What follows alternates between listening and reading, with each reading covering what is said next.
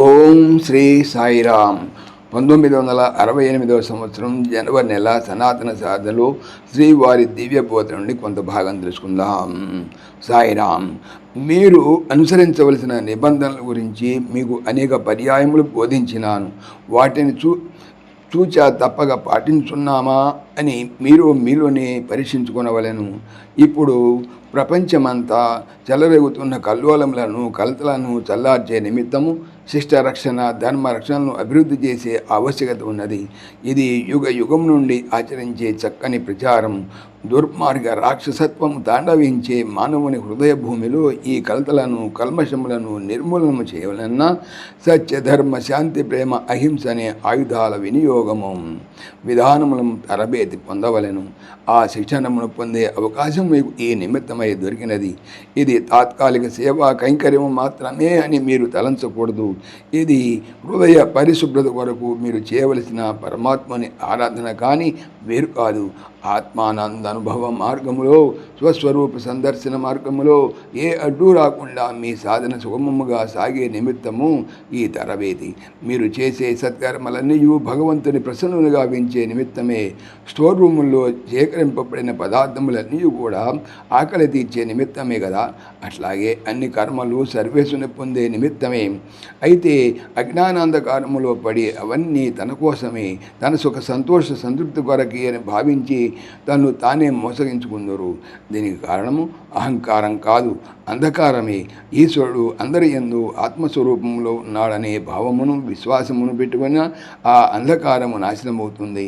ఆ విశ్వాసమును పెంచే విద్యయే విద్య. మిగిలినవి చీకటిని తెచ్చే దీపముల వంటివి. పేరు దీపం అని ఉండవచ్చును, కానీ వెలుతురు ఏమాత్రమూ లేదు, రాదు. నేను సేవకుడనే భావము నీలో ఎంత దృఢముగా నిలుచునో నీ ఎదురు అనుగ్రహ స్వరూపమైనటువంటి ఆత్మస్వరూపమే నిలిచిని నీ సేవను అందుకొనును అని అంత దృఢము చేసుకొనవలను. ఆధ్యాత్మిక సాధనలో ఇది ఒక మంచి ఫలదాయకమైనటువంటి సాధన. మానవ సేవ ఏ మాధవుని సేవ. ఈ భావన మీలో అంకురించి పెద్ద వృక్షమై పెరిగి ఫల పుష్పములతో విరాజిలవలనే నేను మిమ్మల్ని ఇచ్చటకు తెచ్చి వాలంటీర్లు అని పేరు పెట్టి ఈ సేవా దీక్ష అనుగ్రహించుట మీకు బరువైన పనులు ఇవ్వలేని కాదు, మీకు గొప్ప అధికారం ఇవ్వలేని కాదు. ఆజ్ఞను మీరు నిర్వహించగలిగితే అదే మీకు ఫలితం ఇయ్యను. హనుమంతుడు తనకు రామాజ్ఞ దొరికినప్పుడు తనకు అంత శక్తి సామర్థ్యములు ఉన్నవి కదా అని శ్రీరాముడు తన్ను లంకాభిముఖముగా పంపినాడు అని గర్వపడలేదు. ఇన్ని ఇక్కట్లు గల పనిని తనకి ఇచ్చినాడే అని విసుగు కానీ భయభ్రాంతులు కానీ పడలేదు. హనుమంతునికి రామాజ్ఞ ఏ ప్రధానము. నాచే ఇది అసాధ్యమైన రాముడు నాకు ఆజ్ఞ ఇయ్యడు కాబట్టి ఆజ్ఞను తప్పక పరిపాలించి దిగ్విజయముగాంచి వెనుదిరగలను అనే విశ్వాసం ఆయనకు లభించినది. ఆ విశ్వాసమే శ్వాసము. అది లేనిచో శవమే. స్వామి ఆజ్ఞాపించే విషయములలో కూడా అట్టి విశ్వాసము, వాటిని అనుసరించి జయమును పొందగలము అనే ధైర్యము మీలో అభివృద్ధి కావాలను. ఒకానొక దినము కృష్ణ పరమాత్ముడు అర్జునుని ద్వారకాపురం నుండి దూరముగా తీసుకుని వెళ్ళినాడు. ఆకాశమున పారాడే ఒక పక్షిని అతనికి చూపించి, అర్జున అదేమి పౌరం కదా, చూడుము అన్నాడు. అర్జునుడు అవునన్నాడు. కాదు కాదు, అది ఒక కాకి అన్నాడు కృష్ణుడు. అర్జునుడు కూడా అవును అవును, నేను పొరపాటు పడినాను, అది కాకి అన్నాడు. అప్పుడు కృష్ణుడు కాదు అర్జున, అది గద్దయే అన్నాడు. అర్జునుడు తక్షణమే అవును అది గద్దయే అని, అది సరే అని అన్నాడు. ఏమిది అర్జున, ఇంత విచారశూన్యుడుగా ఉన్నావే, పిచ్చివాడా? పావురం అంటే పౌరం అంటావు, కాకి అంటే కాకి అంటావు, గద్ద అంటే గద్దంటున్నావు. నీ బుద్ధిని స్థిరత్వం లేదే అన్నాడు కృష్ణుడు. కాదు కృష్ణ, విచారణ శక్తి అవలంబించి నేను సంపాదించే పెద్ద ఫలమేమి?